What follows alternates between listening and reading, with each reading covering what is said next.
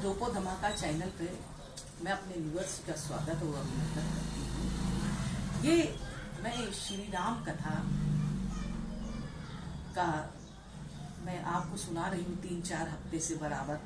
राजा दशरथ का श्री राम को युवराज बनाने का विचार आया। जब उनका विवाह हो गया उसके बाद में जैसे ही आते तो मंथरा जो है आग लगाती है। तो हम अभी आपको सुनाने जा रहे राजा दशरथ श्री राम को युवराज बनाने का विचार, मन का जो उनका विचार है। श्री कृष्ण गोविंद हरे मुरारी हे नाथ नारायण वासुदेवा। तो आगे की कथा मैं शुरू करने जाती हूँ। प्रेम वश भरत अपने मामा के यहाँ शत्रुघ्न को भी साथ लेते गए।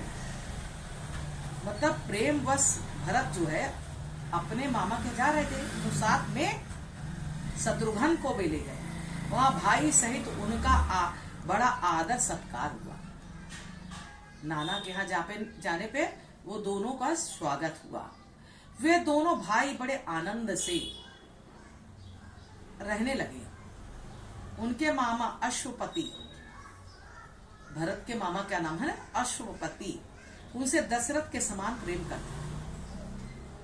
उनको उनकी प्रत्येक इच्छा तत्काल पूरी की जाती थी। अगर उनके मन में कुछ भी है, खाने पीने रहने की कुछ भी, या भगवान जिस तरह दशरथ जी की उन्होंने सम्मान किया वैसे ही पुत्रों को भी किया। दोनों भाई अपने वृद्ध पिता को कभी नहीं भूलते। मतलब दोनों पुत्र इतने आदर्शवादी हैं, है ना, मर्यादित हैं कि वो भूलते नहीं अपने पिता को। उधर महाराज दशरथ की जिस दिन से दोनों भाई को इंद्र वरुण के समान थे, अपने मामा के घर गए। प्रत्येक क्षण उन्हें देखने के लिए तड़पते थे। मामा को देखने के लिए तड़पते थे, मामा भी तड़पते थे, भांजे को देखे थे। यद्यपि राजा दशरथ को चारों पुत्र इस प्रकार प्यारे थे, अपने शरीर में निकली भुजाएं, परंतु उन सब से राम उनको विशेष प्रिय था। जैसे भुजाएं निकलती हैं शरीर के अंदर, उसी तरह राम उनके लिए प्रिय थे।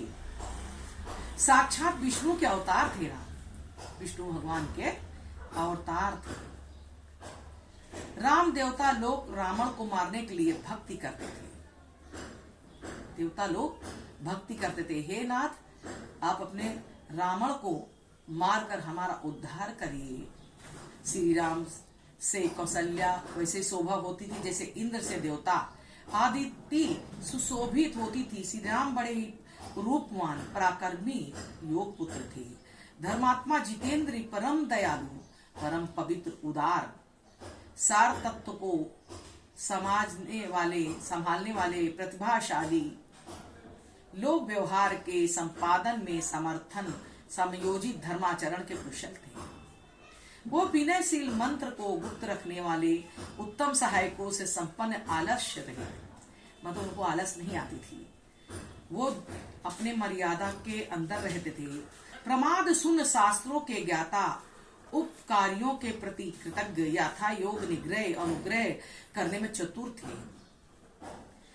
आय के उपायों को जानने वाले, शस्त्र वर्णित से ज्ञाता, सेना संचालन की नीति से निपुण, ईश्वर से रहित, क्षमाशील, ऐसे सदा चार संपन्न, अजय, अजय मने जो सबको जीत दे, अजय, पराक्रमी, लोकपालों के समान, तेजस्वी तथा अनेक अनुपम गुणों से युक्त देखकर राजा दशरथ ने मन राम को युवराज बनाने का निश्चय किया। महाराज दशरथ ने मंत्री को अपने शरीर में वृद्धा के आगमन की बात बताई। तदनंतर राजा दशरथ ने राज्याभिषेक के लिए शीघ्र तैयारी करने की आज्ञा दी। राजा दशरथ ने भिन्न भिन्न नगरों में निवास करने प्रधान पुरुषों तथा अन्य जनपदों नगरों के निवास करने वाले प्रधान पुरुषों को समस्त मंत्रियों द्वारा अयोध्या में बुलावा लिया तथा यथा योग सत्कार।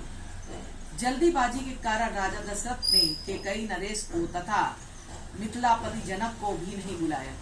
तो जल्दी में केकई नरेश के साथ भरत शत्रुघ्न भी आप जाते। इन सब के तथा राजा दशरथ जनक के रहने से श्री राम का राज्याभिषेक संपन्न हो जाता और वे वन में चले जाते। पाते इसी डर से देवताओं ने राजा दशरथ को इन सबको नहीं बुलाने की बुद्धि दे दी। वे लोग राजा दशरथ से सम्मानित होकर विनीत भाव से उन्हें आसपास राजसभा में बैठे राजा दशरथ के उच्च अद्भुत स्वर से कहा,